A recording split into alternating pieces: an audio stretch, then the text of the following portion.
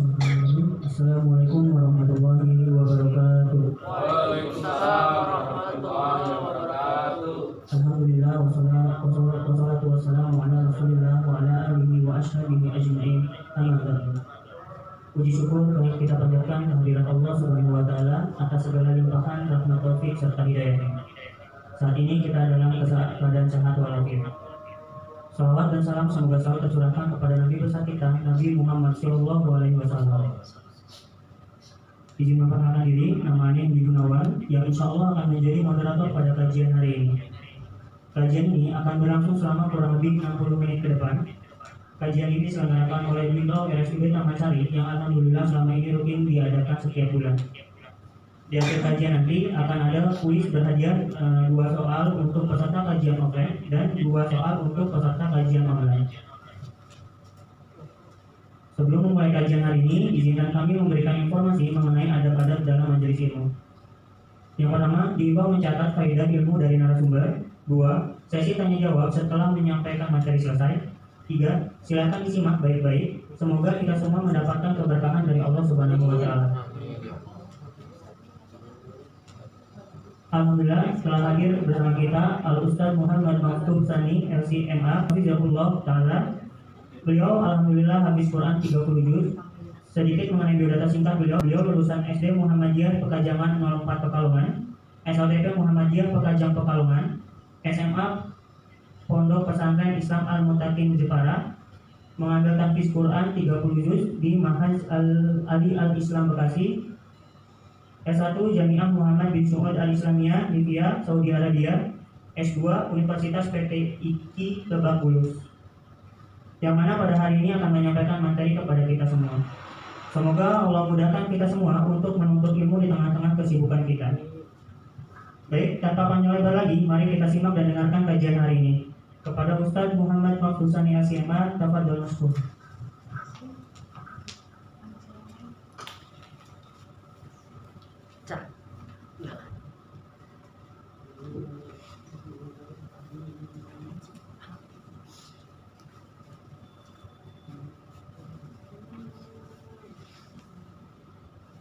Bismillahirrahmanirrahim. Assalamualaikum warahmatullahi wabarakatuh.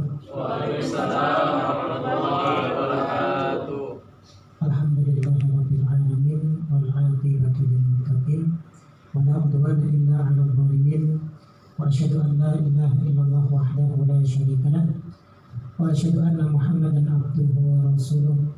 Allahumma shalli wa sallim wa barik ala habibina wa sayyidina Muhammadin sallallahu alaihi wasallam wa ala alihi wa ashabihi wa man tabi'ahum bi ihsanin ila yaumiddin. Allahumma 'allimna ma yanfa'una wanfa'na bima 'allamtana wa zidna ilma wa arina al-haqqa haqqan warzuqna ittiba'ah wa arina al-batila batila warzuqna ijtinabah.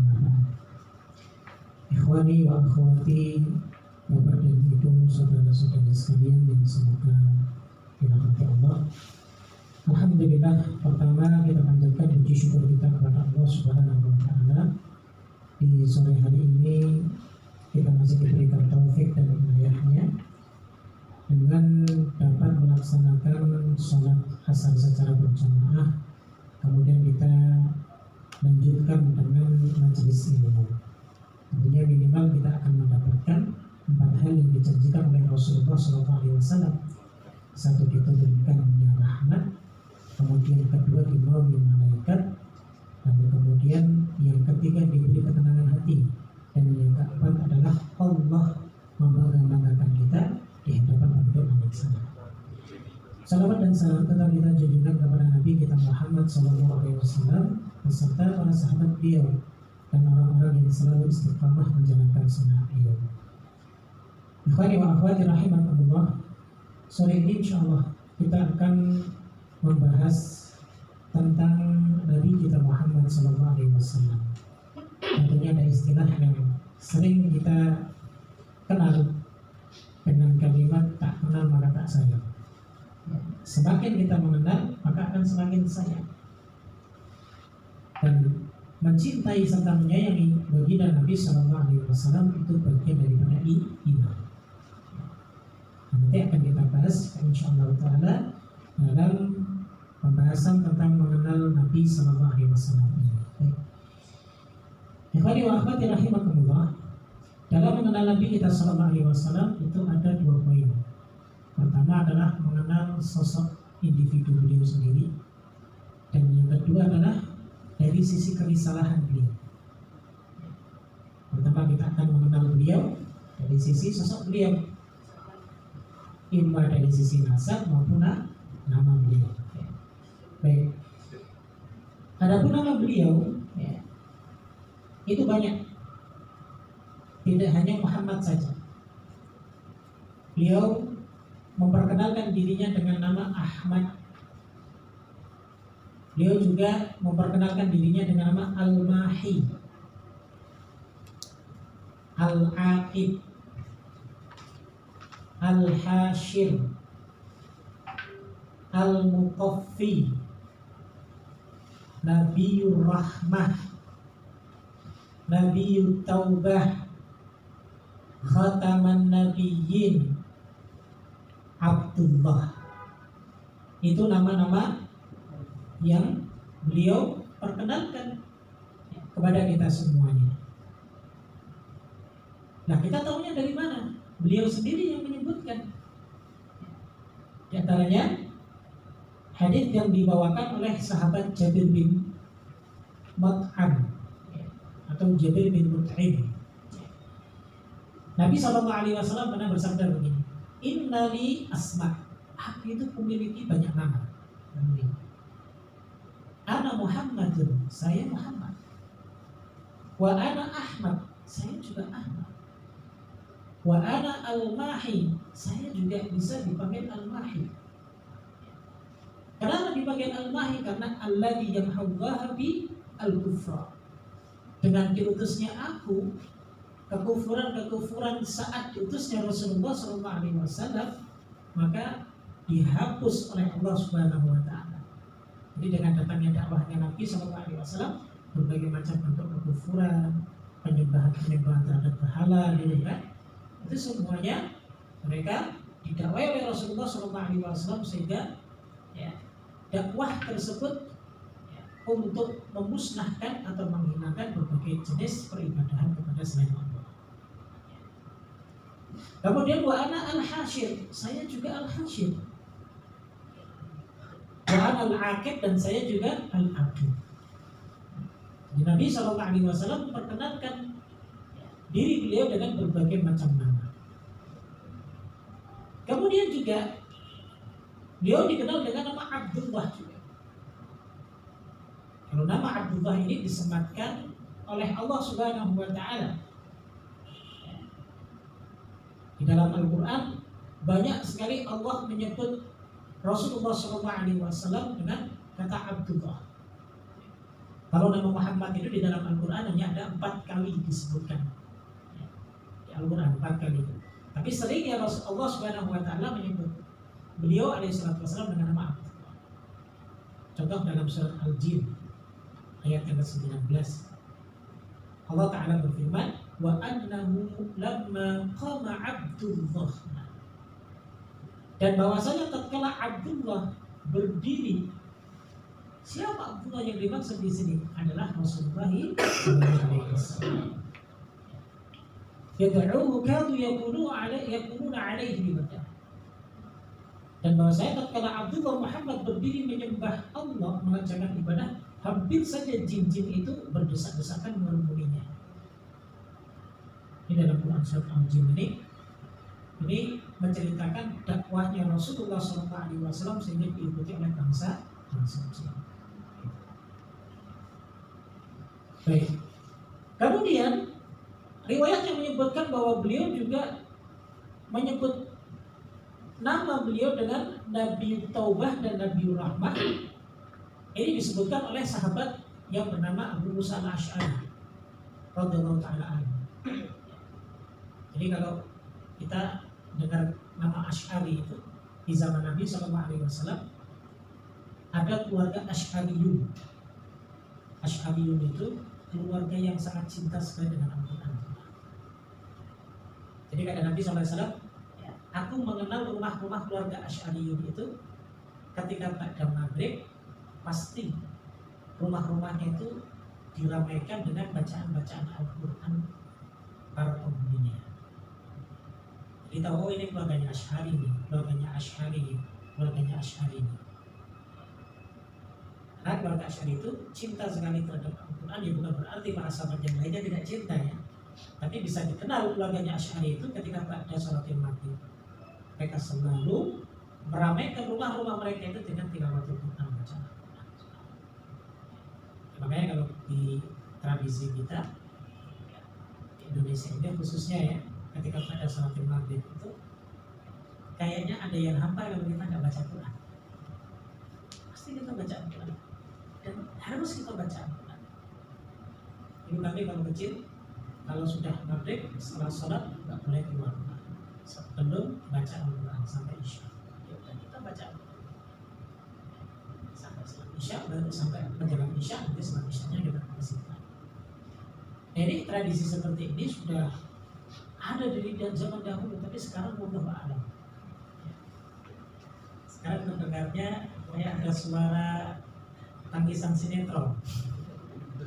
Iya.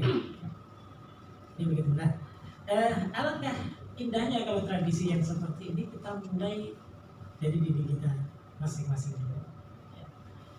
Dan supaya hidup lagi. Kayaknya sangat hambar sekali kalau rumah-rumah kita ini tidak diramaikan dengan bacaan Al-Quran. Apalagi sekarang untuk mengakses murotal itu sangat mudah. Ya sudah, kita yang nggak baca Quran, nonton TV, tapi di setel murotal Al-Quran. Nah begitu. Kita nggak baca, padahal yang diperintahkan oleh Allah dan Rasulnya itu adalah bahwa kita ya, diperintahkan untuk membaca Al-Quran dan mentadabbur. Jadi begitu. Nah, inilah nama-nama Nabi kita Shallallahu Alaihi Wasallam yang beliau memperkenalkan diri beliau, ya. Dan juga Allah memperkenalkan kepada kita semua sebagai umat beliau Shallallahu Alaihi Wasallam. Bukan hanya Muhammad saja, tapi sangat banyak sekali nama-nama beliau Alaihi Wasallam. Ikhwani wa akhwati rahimahullah. Kemudian beliau juga memiliki kunyah. Kunyah itu nama panggilan. Biasanya kalau kunyah itu diawali dengan Abu atau Ummu. Misal kalau saya punya putra namanya Husain, berarti saya Abu Husain. Misal kalau ada di antara ibu-ibu sekalian yang memiliki putra bernama Hasan, berarti Ummu Hasan. Jadi kalau dalam bahasa Arab disebut kunyah, nama panggilan kunyah. Tapi terkadang nggak punya anak pun itu boleh. Ya. Kita menjuluki diri kita misalnya Abdul Abbas. Ya. Ada seorang ulama yang bernama Utaimiyah. Utaimiyah itu nggak punya istri, nggak menikah. Tapi beliau terkenal kunyahnya dengan sebutan Abdul Abbas. Ya. Dan beberapa para ulama-ulama yang lain. Ya. Gitu. Jadi itu kunyah. Nah, kunyah beliau Sallallahu Alaihi Wasallam adalah Abdul Qasim. Kenapa disebut Abdul Qasim? Karena beliau punya putra yang bernama Qasim. Coba saya tanya nih, putra beliau ada berapa? Ada 3, masya Allah. Siapa saja? Qasim, Abdullah dan Umayyah. Masya Allah. Kalau putri beliau ada 4. Yang sisa cuma satu. Itu Fatimah binti Rasulullah Sallallahu Alaihi Wasallam. Jadi begitu. Baik. Nah, banyak hadis yang menjelaskan atau yang menerangkan tentang kunyah beliau dengan sebutan Abdul Qasim. Nabi Sallallahu Alaihi Wasallam pernah bersabda dalam riwayat Imam Bukhari dan Muslim, "Sammu bi ismi wala takunnu bi kunyati." Silakan memberi nama dengan namaku, namun jangan berkunyah dengan kunyahku. Fa inni ana Abdul Qasim. Sesungguhnya kunyahku itu adalah Abu Qasim. Itu yang masyhur, yang dikenal ya. Jadi meskipun putra beliau ada yang bernama Ibrahim, dia tidak pernah dipanggil Abu Ibrahim. Tapi kalau Abdullah, Abu Abdillah, nah, tapi sering ya beliau dipanggil sebagai Abu Qasim. Seperti itu. Baik. Nah, itu punya Nabi kita alaihi salatu wassalam. Ikhwani wa akhwati rahimakumullah, kemudian kita lihat dari nasab beliau sallallahu alaihi wasallam. Beliau itu putra dari salah satu putra Abdul Muttalib. Itu yang bernama Abdullah. Jadi bapaknya Rasulullah itu namanya Abdullah. Kakeknya Rasulullah siapa? Abdul Muttalib. Ada kisah singkat yang sangat menarik sekali. Nama aslinya bukan Abdul Muttalib. Nama aslinya itu adalah Syaibah. Kenapa sampai disebut dengan Abdul Muttalib? Nah, bapaknya Abdul Muttalib itu namanya Hashim. Hashim punya saudara namanya Al-Muttalib. Hashim punya saudara Al-Muttalib. Hashim dan Al-Muttalib ini dua anak dari Abdul Manaf. Nah, suatu waktu Hashim ini beliau melakukan perjalanan ke Syam untuk berdagang. Namun beliau singgah dulu di Madinah. Ketika beliau singgah di Madinah, maka beliau menikah dengan seorang wanita dari Bani Najjar. Makanya Nabi SAW itu punya silsilah ya, dari nenek beliau, yang dari Madinah, yaitu dari Bani Najjar. Nah, suatu waktu ketika si Hashim ini sudah menikah, lalu kemudian punya anak namanya Syaibah, diberi nama Syaibah, maka Hashim ini meninggal. Al-Muttalib mengetahui bahwa saudaranya itu sudah menikah di Madinah, lalu kemudian punya anak, didatangilah istri Hashim ini dengan harapan apa? Agar putranya itu bisa dibawa ke Mekah. Karena tentunya dari keturunan Abdul Manaf ini biar ada silsilah yang bisa meneruskan tampuk kepemimpinan di Mekah. Nah, akhirnya terjadilah perdebatan. Ibunya nggak mau karena anak satu-satunya. Tapi tetap Al-Muttalib ini bersikeras agar supaya keponakannya ini bisa dibawa ke Mekah. Akhirnya keputusannya adalah dibawa ke Mekah, diperbolehkan oleh ibunya. Dibawalah ini Syaibah. Dan ketika hampir sampai pintu gerbang Mekah, orang-orang melihat Syaibah ini bawa anak kecil. Nah, Al-Muttalib ini bawa anak kecil. Al-Muttalib ini terkenal, dia kalau sudah keluar dari Mekah, kalau pulang masih bawa budak. Kalau budak bahasa Arabnya Abdul. Sehingga ketika itu Syaibah ini dipanggil dengan Abdul Muttalib, yang dimaksud adalah budaknya Al-Muttalib. Nah, karena saking masyhurnya Al-Muttalib sudah mengatakan ini bukan budakku, ini keponakanku. Tetap dipanggil aja Abdul Muttalib ya, sampai beliau dewasa dan sampai beliau beranak pinak ya, kemudian berkeluarga dan yang lain sebagainya, beliau tetap dikenal dengan sebutan Abdul Muttalib. Itu kakek Nabi kita alaihi salatu wassalam. Orang tuanya Abdul Muttalib namanya Hashim. Hashim bin Abdul Manaf. Abdul Manaf bin Qusay. Kalau kita mau lihat sejarahnya Qusay ini bin Kilab. Itu sangat panjang sekali dan sejarahnya begitu luar biasa. Kemudian bin Murrah bin Ka'ab bin Lu'ay bin Ghalib bin Fihr. Nah, Fihr ini ada yang menyebutkan dia adalah nama lain dari Quraisy. Fihr ini nama lain dari Quraisy. Makanya dari sinilah ya, suku Nabi SAW, silsilah sukunya Nabi SAW disebut suku Quraisy dari Fihr. Nah, Fihr ini dulu ceritanya kenapa dia dipanggil dengan Quraisy? Karena suatu waktu ketika dia berlayar, maka dia pernah menyelamatkan penumpang yang ada di kapal tersebut dari serangan ikan biang besar. Sehingga pada saat itu dia disebut sebagai Quraisy. Quraisy itu maknanya adalah penyelamat bagi mereka. Nah, yang dikenal adalah Quraisy, nama aslinya adalah Fihr. Jadi seperti itu. Kemudian Fihr ini putranya dari Malik bin An-Nadhr bin Kinanah bin Huzaimah, Huzaimah bin Mudrikah bin Ilyas bin Mudar bin Nizar bin Ma'ad, kemudian Ma'ad bin Adnan. sampai sini silsilahnya Nabi Shallallahu Alaihi Wasallam yang tidak diperdebatkan di Sahih. Ya. Jadi sampai Adnan yang disahihkan. Nah, adapun ke atasnya ya, yang sampai Nabi Ismail alaihissalam, maka ada beberapa para sejarah yang masih memperdebatkan tentang silsilah dia Shallallahu Alaihi Wasallam. Tapi tetap sampai kepada Ismail. Cuma yang diperdebatkan antara Adnan sampai Ismail itu. Jadi seperti itu. Baik, itu dari nasab beliau alaihissalam. Artinya kalau ditelusuri, ikhwani wa akhwati rahimakumullah, bahwa nasab Nabi Shallallahu Alaihi Wasallam merupakan nasab yang terbaik. Allah Subhanahu Wa Taala benar-benar ya, mengeluarkan beliau alaihissalam dari nasab yang terbaik.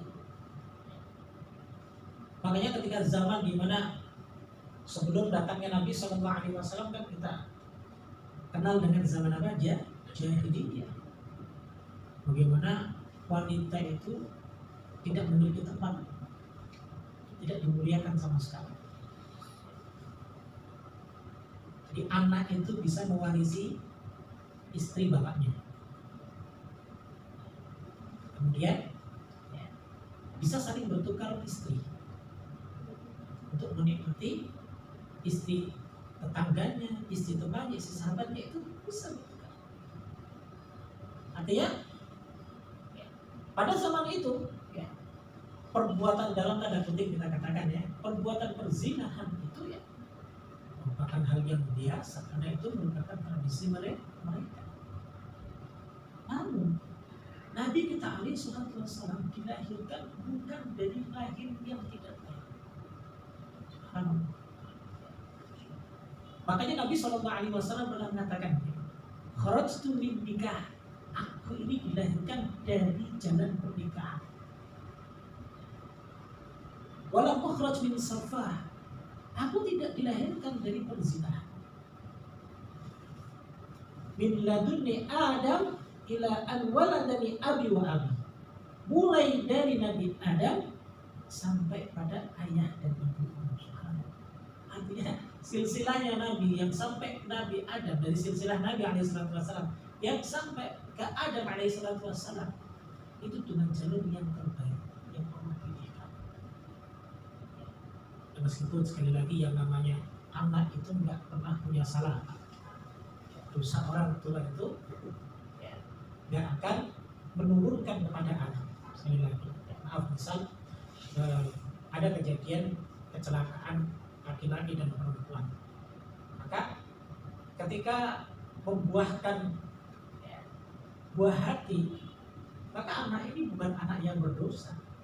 Kalau istilah dalam tradisi kita ya tidak semuanya ya, itu disebut dengan anak haram, haram jadah dan lain sebagainya.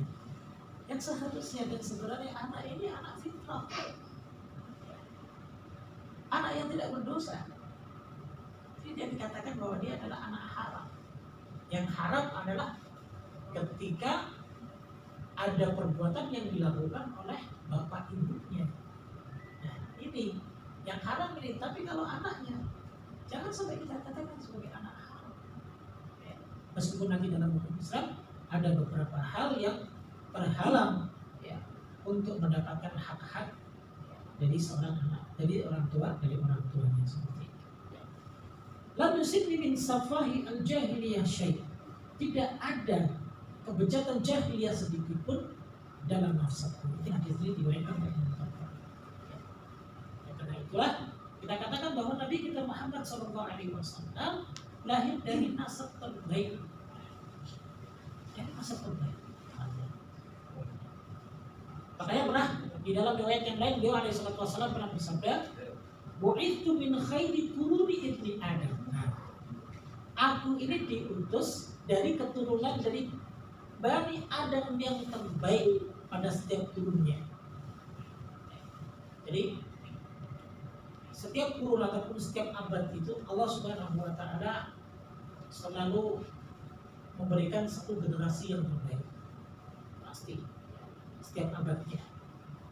Nah, jalur nasabnya Nabi Shallallahu Alaihi Wasallam itu jalur nasab yang telah ditetapkan oleh Allah Subhanahu wa taala dengan jalur nasab yang terbaik. Hatta kuntu minal qarni alladhi kuntu fi. Sampai aku ini dilahirkan pada kurun yang terbaik. Itu kata Nabi sallallahu alaihi wasallam. Yang beliau sangat senang sekali pernah beliau mengatakan inna Allah astafani Kinanah min walad Ismail. Allah telah memilih Bani Kinanah itu dari keturunan Nabi Ismail. Astafani Quraisyan min Kinanah, dan Allah memilih aku, Allah memilih Quraisy dari Kinanah. Kemudian wastafa min Quraisy Bani Hashim, dan Bani Hashim ini dipilih untuk menjadi keturunannya dari Quraisy. Wastafani min Bani Hashim, dan aku dipilih untuk menjadi keturunannya dari Bani Hashim.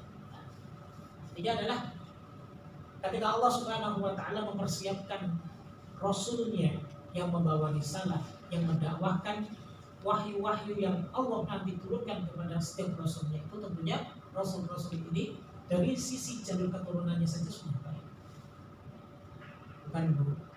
Artinya ini untuk membantah mereka, untuk membantah orang-orang yang tidak senang dengan dakwahnya Nabi Shallallahu Alaihi Wasallam. Coba andaikan saja, ini kita hanya berandai-andai, meskipun ini tidak diperbolehkan. Sebagai contoh, ketika ada orang yang mengaku sebagai nabi, lalu kemudian dia dari garis keturunan yang tidak,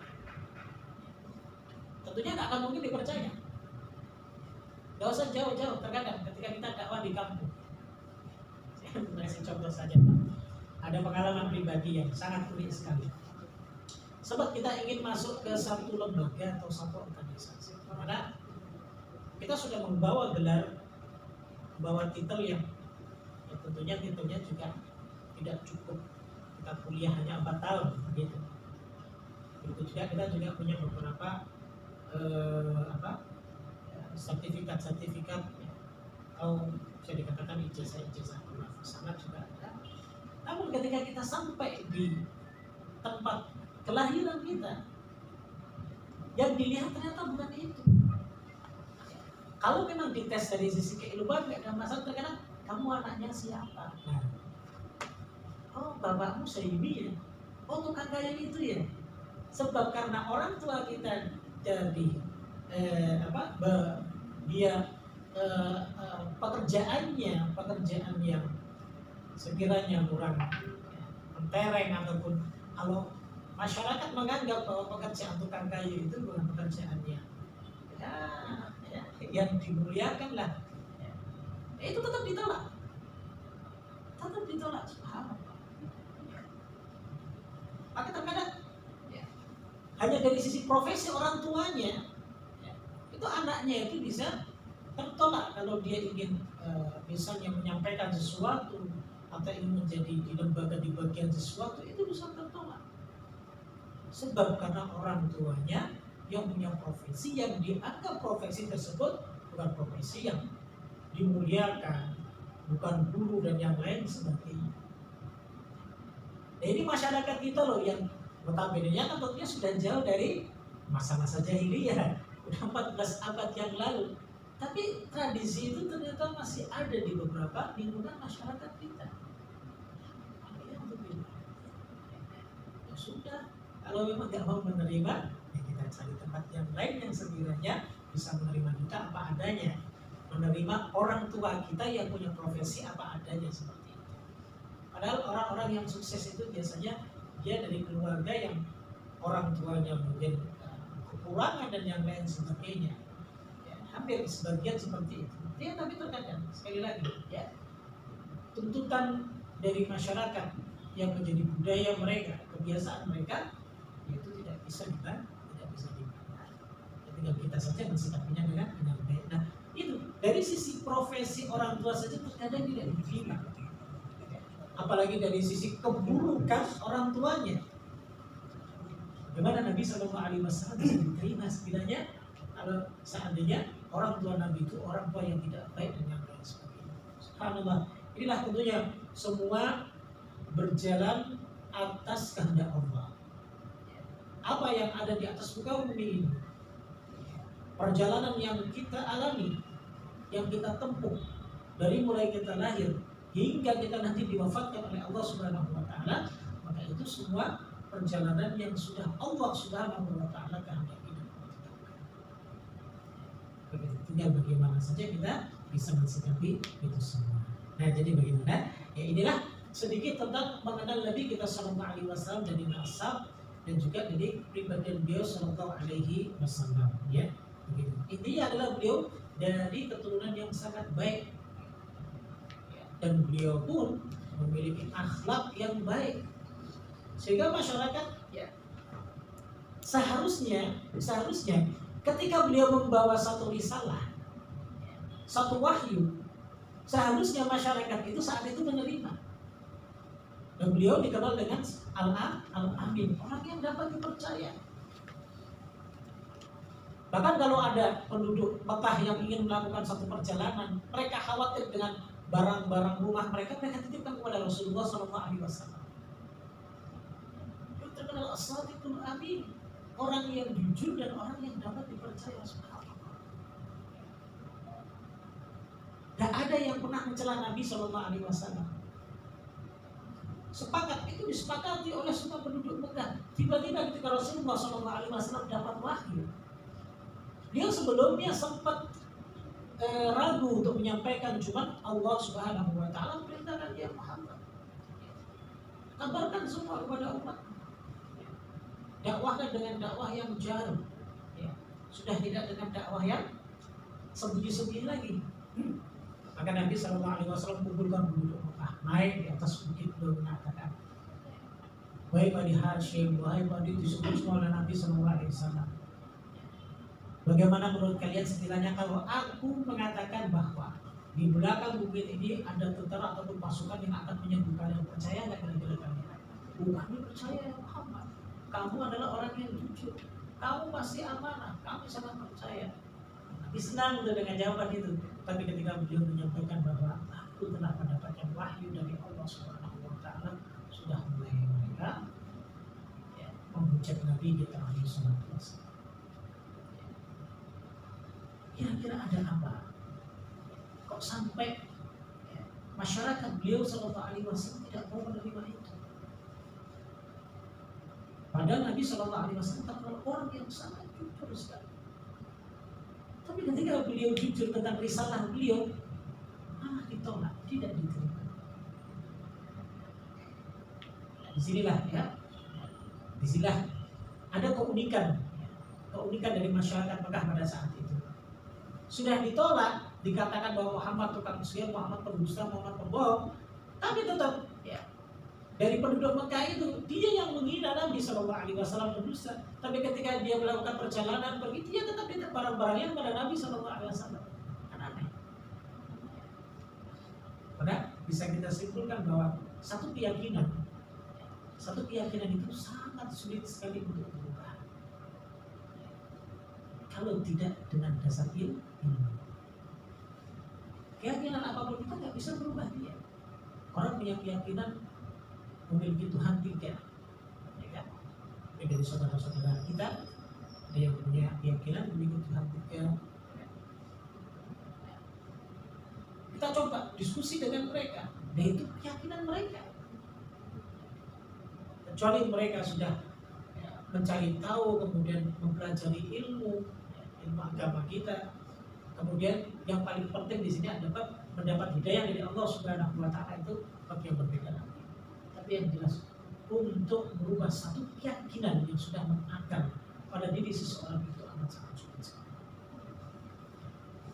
Ya, untuk perjuangan, sehingga kita perlu mengenal sosok Nabi kita Sallallahu Alaihi Wasallam dari sisi kerisalahan beliau Wasallam. Bagaimana bisa dakwah beliau itu berhasil, ya kan? Dan apa kewajiban kita sebagai umat beliau Sallallahu Alaihi Wasallam itu penting. Ya. Karena beliau adalah Rasul kita yang diutus kepada kita semua, bahkan kepada kafatan linnas, semua manusia. Ya. Bahkan disebut Nabi Sallallahu Alaihi Wasallam diutus ila tsaqalain, dua jenis makhluk, yaitu jin dan manusia. Jadi nggak ada nabi dan rasul dari bangsa jin. Semua nabi dan rasul dari bangsa manusia. Ada berapa nabi? Semua nabi. Masih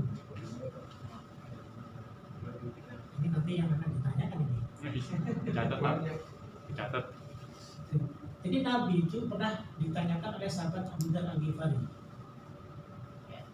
Abu Dzar Al-Ghifari pernah bertanya kepada Nabi kita alaihi salatu wasallam, ya Rasulullah, kira-kira berapa sih jumlah Nabi dan Rasul yang diutus oleh Allah? Kata Nabi kita alaihi salatu wasallam, Nabi yang diutus oleh Allah Subhanahu wa taala ada 124 ribu. Di antara mereka ada 313 rasul. Jadi yang kita kenal cuma berapa? 25. Sebenarnya sangat banyak sekali. Dan paling banyak nabi dan rasul itu ada di keturunan Bani Israel.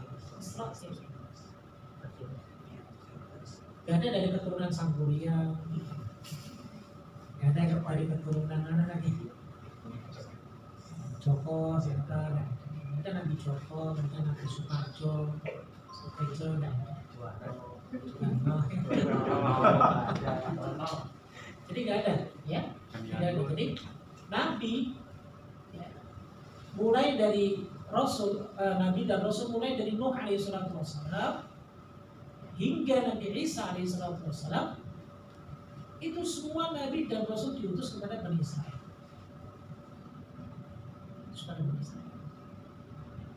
Ada yang dibunuh oleh Bani Israel, Nabi mereka menyampaikan. Nah, dan Rasul yang diutus untuk semuanya adalah dari keturunan yang berbeda. Dari keturunannya Nabi Ismail.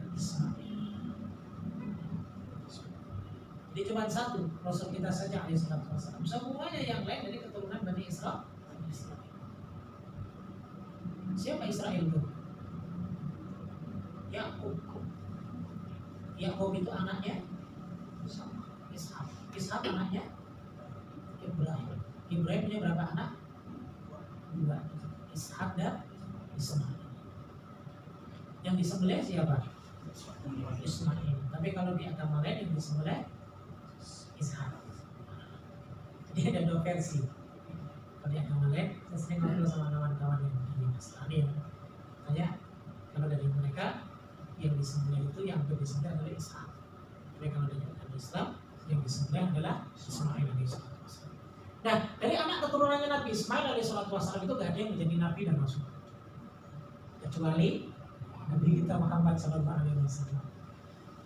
Sehingga kenapa beliau pada saat itu tidak diterima oleh orang-orang Yahudi? Kenapa? Karena Rasulullah bukan keturunan dari Bani Israel. Jadi kalau kita berbicara tentang sejarah sangat panjang sekali. Sangat panjang.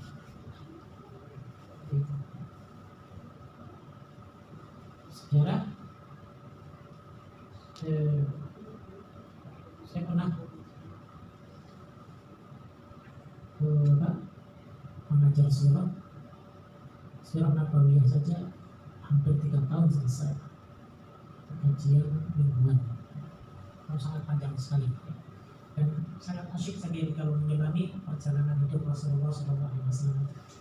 Kita akan dibawa seperti 14 abad tahun yang lalu, akan dibawa ke sana. Begitu luar biasa beliau SAW. Ya. Ikhwani wa akhwati rahimakumullah, beliau mendapatkan wahyu dari Allah di usia yang 40 tahun. Jadi gelar beliau Nabi dan Rasul itu di usia 40 tahun. Kalau dulu yang kita pahami kan usia berapa Nabi mendapatkan gelar Nabi? 25. Kan? Dulu versi kita dulu Nabi itu 25 tahun, kemudian mendapat gelar Rasul itu di usia 40 tahun. Padahal gelar Nabi dan gelar Rasul didapat oleh Nabi kita Muhammad SAW di usia 40 tahun. Baik. Dan tentunya ketika beliau mendapatkan gelar Nabi ya ketika peristiwa turunnya wahyu surat Al-Alaq ayat 1 hingga 5. Kemudian beliau mendapatkan wahyu kemudian yaitu surat Al-Muddathir. Itu yang menandakan beliau adalah seorang Rasul. Fa'adzir wa rabbaka fakabbir wa thiyabaka fatahhir wa rujza fahjur wa la tamnun tastakbir Walirabbika fasbir. Hafal? 2 bulan lagi ya, nanti sekolah hafalan Al-Mudaththir. Jadi seperti itu ya.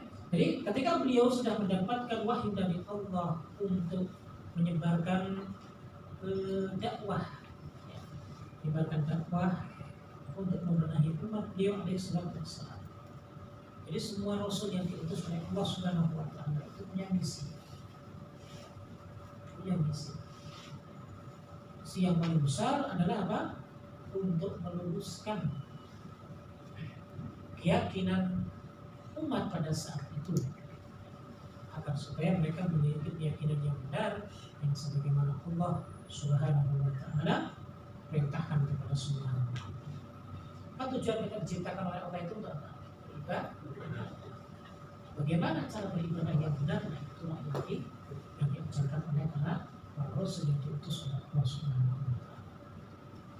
Makanya di antara tugas para rasul itu adalah pertama mengajak beribadah kepada Allah dan meninggalkan ibadah kepada selain Allah. Semua para rasul, mulai dari Nabi Nuh alaihissalam, ya, kaumnya yang mereka menyembah berhala. Kemudian Nabi Musa alaihissalam, kaumnya menyembah anak sapi, patung. Kemudian Nabi Isa alaihissalam juga sama. Karena Nabi Isa itu masih dari keturunan Bani Israel. Kemudian Nabi Musa, Nabi kita Muhammad SAW dilahirkan dalam keadaan masyarakatnya yang menyembah berhala. Bayangkan di sekeliling Ka'bah itu ada 360 berhala. Mungkin bagi yang pernah berkunjung di sana. Jadi di sekeliling Ka'bah ada 360 berhala. Dan tradisi tawaf itu sudah ada, karena tradisi tawaf ini adalah tradisinya Nabi Ibrahim alaihissalam. Jadi ini warisan dari syariatnya Nabi Ibrahim alaihissalam untuk tawaf di Ka'bah. Jadi begitu ya. Makanya masyarakat di Jazirah Arab pada saat itu ketika mereka ingin melaksanakan ibadah haji, begitu itu haji. Haji ini bilahnya Nabi Ibrahim alaihissalam, dan syariatnya ditambah oleh Rasul kita alaihissalam. Jadi ketika mengelilingi Ka'bah itu ya disuruh mengusap berhala. Berhala pertama kali didatangkan itu di zamannya Amr bin Luhai al-Khuzai. Ini dari suku Khuza'ah. Suku Khuza'ah itu yang merebut wilayah kekuasaan suku yang sebelumnya merupakan keluarganya Nabi Ismail alaihissalam. Itu suku Jurhum. Ini orang-orang ini semuanya dari Yaman. Jadi Arab itu asal muasalnya dari Yaman. Asal muasal Arab itu dari Yaman. Jadi begitu. Ketika suku Jurhum berkuasa pertama kali, karena kan dulu di Makkah itu yang pertama kali tinggal adalah Hajar, istrinya Nabi Ibrahim dengan Ismail alaihissalam. Kemudian ada mereka suku Jurhum dari Yaman yang singgah di situ karena ada mata air kan yang kita sebut sebagai Zam-Zam sekarang. Kemudian mereka minta izin untuk tinggal di tempat itu. Akhirnya membuat suatu peradaban di situ. Dan mereka beranak pinak. Bahkan sampai Nabi Ismail alaihissalam ini beliau menikah dengan wanita dari suku. Kalau Nabi Ismail itu bukan Arab. Nabi Ibrahim juga bukan Arab. Makanya kalau dalam sejarah itu Nabi Ismail itu disebut dengan Arab Mustaqlibah. Mustaqlibah itu apa? Orang yang diarabkan padahal bukan Arab. Makanya belajar bahasa Arab itu Nabi Ismail dari suku Jurhum. Di asal muasal Arab itu dari mana? Dari Yaman. Jadi seperti itu. Ya. Nah, ketika itu akhirnya Amr bin Luhai al-Khuzai inilah yang pada saat itu setelah merebut Masjidil Haram Baitullah Ka'bah ini, dia tidak menemukan sumber mata air Zam-Zam. Nggak tahu sumbernya. Dan nanti sumbernya itu ditemukan oleh Abdul Muttalib, kakeknya Rasulullah. Sehingga kakeknya Rasulullah ini dia nanti menjadi pembesarnya suku Quraisy pada saat itu. Karena dia disebut sebagai pahlawan lah telah menemukan sumber mata air Zam-Zam. Begitu. Makanya Amr ini karena dia gelisah nggak ada sumber mata air kecuali mereka mengharapkan hujan. Dia pergi ke Syam yang dia kira Syam itu kan negerinya para nabi. di sana datang ke orang salah, ya udah kamu minta aja sama berhala ini, pasti dikasih. Akhirnya Amr ini minta sama penduduk Syam, udah bikin saya berhala lah, agar supaya bisa diminta ya, oleh penduduk saya, dibuatkan berhala namanya Hubal, dibawa pulang diletakkan di samping Ka'bah begitu. Nah orang setiap tawaf disuruh apa? Disuruh mengusap berhala itu. Akhirnya dari yang satu menjadi 360 berhala. Nah itulah Nabi SAW diutus oleh Allah ya untuk menghancurkan itu semua. Itu terjadi di saat Fathu Mekah tahun 8 Hijriah. Semua yang berhala dihancurkan oleh Nabi SAW. Artinya apa? Artinya meluruskan metode penyembahan hamba-hamba Allah ini yang artinya apa? Tradisi penyembahan yang benar itu sudah hilang. Sehingga diluruskan lagi oleh setiap rasul yang membawa risalah dari Allah Subhanahu wa taala. Jadi enggak beda syariatnya. Pokoknya nyembah Allah enggak boleh nyembah selain Allah seperti itu. Itu tugas rasul utusan Allah Subhanahu wa taala. Kemudian tugas rasul yang lain, di antara tugas rasul yang lain adalah menyampaikan syariat Allah. Jadi setiap rasul itu berbeda syariat. Dia berbeda syariat. Makanya kalau di zamannya Nabi Musa alaihissalam, kalau orang ingin bertobat caranya apa? Bunuh diri. Misal umatnya Nabi Musa alaihissalam melakukan satu perbuatan dosa, agar supaya dosanya itu diampuni oleh Allah, maka faktulu anfusakum, kamu bunuh diri bersama. Dzalikum khairun lakum inda bari'ikum fataba 'alaikum. Allah katakan, Allah akan memberikan taubat kepada kamu. Bayangkan kalau umatnya Nabi SAW taubatnya selalu begitu. Habis kita ya, berapa banyak dosa yang kita kerjakan. Begitu. Jadi membawa syariat, tentunya syariat yang berbeda. Dan di antara tugas para rasul yang berikutnya, yang ketiga adalah memperbaiki manusia dengan teladan dan contoh yang baik, baik itu dalam perkataan maupun perbuatan. Subhanallah, Rasul kita SAW diutus oleh Allah itu ya memang untuk menyempurnakan akhlak. Artinya akhlak di zaman sebelum Islam itu apakah sudah baik? Kalau bicara masalah akhlak, ya, orang-orang Arab itu punya satu ciri khas akhlak yang mulia, apalagi dalam masalah menjamu tamu, itu luar biasa. Itu sudah dikenal lah, orang-orang Arab itu dikenal ketika menjamu tamu itu subhanallah, baiknya luar biasa. Karena itu sudah tradisi, itu tradisi. Makanya di zaman kita contohkan saja ya, tradisi ini sebenarnya tradisi yang bermula dari Nabi Ibrahim alaihissalam. Ketika Nabi Ibrahim didatangi 2 orang malaikat, nah malaikat ini kan membawa kabar gembira bahwa Sarah istrinya Nabi Ibrahim itu akan hamil dan nanti anaknya namanya Ishak alaihissalam. Ini 2 malaikat pakai baju putih-putih datang ke rumahnya Nabi Ibrahim alaihissalam, nggak ngomong sedikit pun, masuk ke dalam cuma senyum-senyum. Nabi Ibrahim nggak nanyakan kalau kita ada tamu mau minum apa, sudah ditawari dulu mau minum teh atau minum kopi. Ketika minta kopi, maaf kopinya habis gitu. Tapi tidak, Nabi Ibrahim alaihissalam ketika ada tamu maka langsung beliau ke belakang, kemudian beliau punya sapi yang masih muda disembelih, langsung disuguhkan kepada 2 tamu tersebut. Disuruh makan sama Nabi Ibrahim alaihissalam, 2 tamu itu cuma senyum-senyum aja.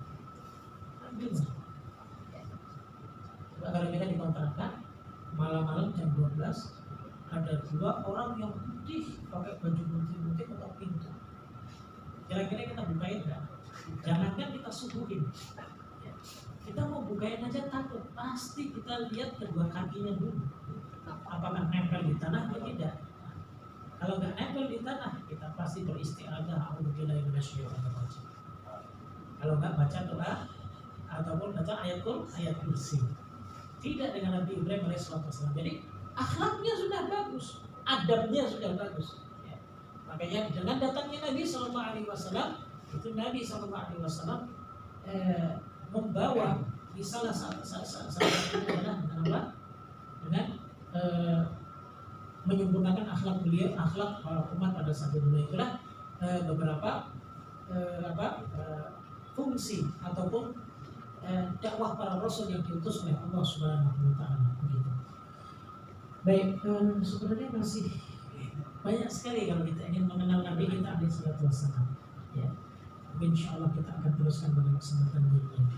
Tapi yang intinya ya, mungkin saya minta 5 menit ya, sangat singkat. Intinya begini, bahwa ada hak yang harus kita tunaikan kepada Nabi kita Sallallahu Alaihi Wasallam. Ada hak yang harus kita tunaikan. Haknya apa saja yang harus kita tunaikan? Di antara yang pertama adalah mengimani kerasulan beliau Sallallahu Alaihi Wasallam, bahwa beliau itu adalah utusan Allah. Wajib kita imani. Gak boleh kita masih ragu terhadap kerasulan Nabi kita Alaihi Wasallam. Dan beliau adalah rasul yang terakhir yang diutus oleh Allah Subhanahu wa taala. Itu pertama. Kemudian yang kedua, membenarkan setiap kabar yang dibawa oleh beliau Alaihi Wasallam. Itu wajib. Kita harus membenarkan setiap kabar yang disampaikan oleh beliau. Beliau pernah menyampaikan nanti akan ada Dajjal. Beliau pernah menyampaikan nanti ada Ya'juj Ma'juj. Beliau pernah menyampaikan nanti akan turun Nabi Isa Alaihi Wasallam. Beliau pernah menyampaikan nanti akan terbitnya matahari dari sebelah barat, kemudian ada binatang mata lain sebagainya. Maka wajib bagi kita untuk membenarkannya. Wajib. Ada cerita, kemudian ada cerita yang sangat luar biasa. Singkat dan sedikit cerita. Ketika Nabi telah Isra Mi'raj, orang-orang penduduk Mekah itu ketika diceritain tentang Isra Mi'rajnya Nabi, perjalanan dari Mekah ke Filistin, kemudian naik ke Sidratul Muntaha dalam waktu 1 malam, bolak-balik nggak percaya. Ya percaya. Seperti contohnya ketika saya katakan bahwa Ustaz, antum sampai RSUD sini berapa menit? 1 menit, orang nggak pada percaya. Gimana 1 menit? Sana dari Krukut ke sini aja macetnya luar biasa di sini. Nah ini sama. Tapi ketika Abu Bakar As-Siddiq belum mendengar langsung dari cerita Nabi SAW, mendengar dari Abu Jahal, apa kata Abu Bakar As-Siddiq? Wallahi aku percaya. Andaikan ada tembok di depanku berwarna putih, Rasulullah ngomong hitam, maka tak dustakan kedua mataku. Yang benar Rasulullah SAW. Masya Allah.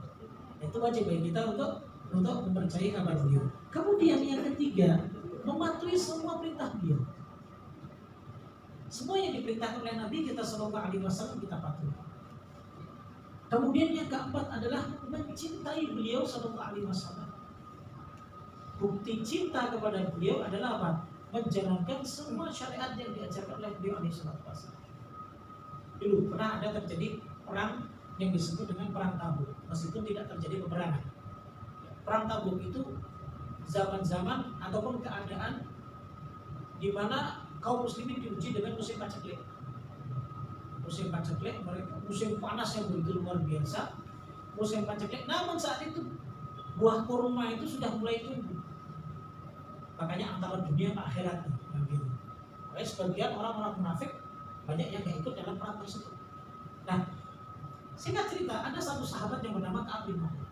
Ka'ab bin Malik itu sudah dikasih Nabi SAW peringatan, ayo persiapkan dirimu untuk perang, ayo persiapkan dirimu untuk perang. Ka'ab bilang lagi, ya, tapi ternyata Ka'ab tidak ikut perang. Singkat cerita, ketika Nabi SAW dan para sahabat yang lainnya pulang, lalu kemudian Ka'ab ini mengatakan, ya Rasulullah, aku tidak ada alasan lain kecuali aku tidak bisa mengikuti peperangan tersebut. Akhirnya dia mendapatkan hukuman diboikot selama kurang lebih 50 hari. Jadi kaum muslimin nggak boleh ngajak ngomong dia. Jadi kalau antum sekalian misalnya boikot saya tanya, Mas gimana kabarnya? Diam saja.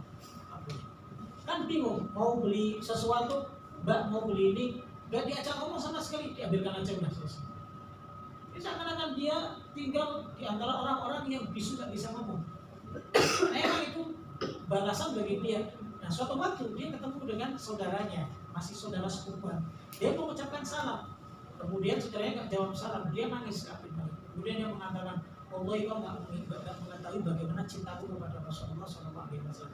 Apa jawabannya? Cinta itu tidak hanya dibuktikan dengan lisan. Jadi cinta itu harus dibuktikan dengan perbuatan. Bagaimana kalau kita cinta kepada Nabi SAW, maka kita harus mentaati beliau. Jadi Nabi SAW tidak butuh hanya dipuji, tapi beliau butuh untuk diteladani.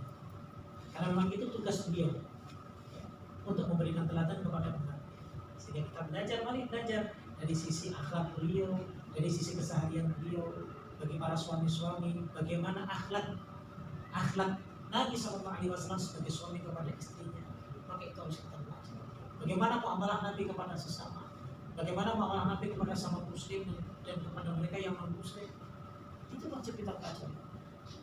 Islam itu mendatangkan rahmat. Benar bahwa Islam itu adalah rahmatan lil alamin. Bagi siapa? Bagi siapa saja yang meneladani Nabi kita sallallahu alaihi wasallam. Nah, jadi seperti itu. Nah, itulah ya. Sebenarnya ada beberapa poin yang sekiranya amat sangat perlu sekali untuk kita sampaikan, namun keterbatasan waktu yang mudah-mudahan bisa kita gali kembali di kesempatan-kesempatan yang berikutnya. Ya, inti daripada setiap pertemuan kita adalah untuk menambah ketawaduan kita dalam menjalankan agama kita ini. Intinya seperti itu. Semakin kita berilmu, ya tentunya kita semakin tahu, ya, bukan semakin sombong.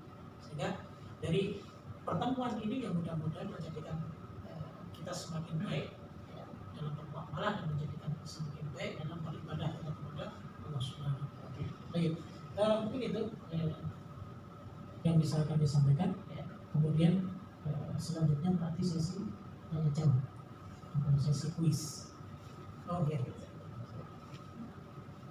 Alhamdulillah telah kita simak bersama materi yang disampaikan oleh Ustadz Muhammad Maktul Sani LCMA. Untuk hari ini Ustadz sesi tanya jawab ditiadakan dulu karena waktunya sudah habis. Untuk selanjutnya sesi kuis. Kepada Ustadz dipersilakan untuk memberikan 2 soal untuk peserta kajian offline dan 2 soal untuk peserta kajian offline. Tanpa dulu Ustadz.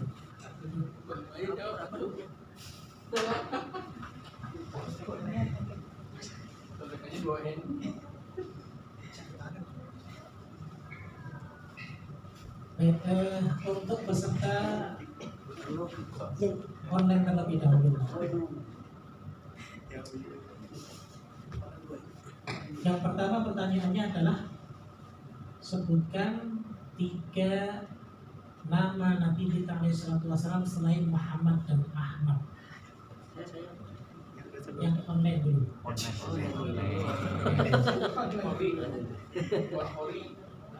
Ya, silakan. Assalamualaikum Ustaz. Waalaikumsalam warahmatullahi wabarakatuh. Itu ada Al-Mahim, Al-Akir, Al-Nasyir, Al-Fatih, Nabi Rahman, Nabi Banyak banget bener itu.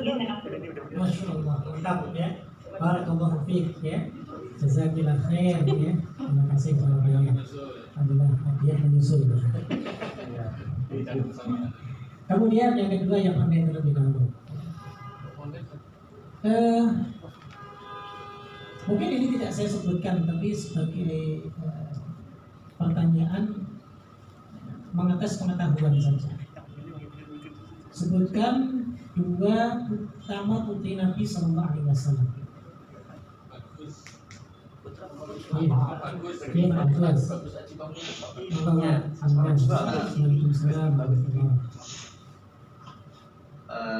Salah 2 putri Nabi Sallallahu Alaihi Wasallam, yaitu yang pertama Fatimah, yang kedua Hafsah. Yang kedua Hafsah.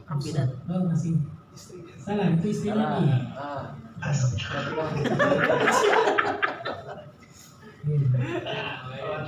Iya. Yang lain mungkin yang offline yang susah nanti. Sebab Mas Abdan. Assalamualaikum Ustaz. Waalaikumsalam warahmatullahi wabarakatuh. Yang pertama namanya Zainab. Terus Sama Ruqayyah. Ruqayyah boleh ya. Ruqayyah sama Zainab. Putri Nabi itu Zainab, Ruqayyah, Kulsum sama Fatih. Barakallahu fiik. Terima kasih. Ya. Alhamdulillah. Baik, kemudian yang offline ini. Satu aja. Yang susah. Iya. Baik. Sebutkan 3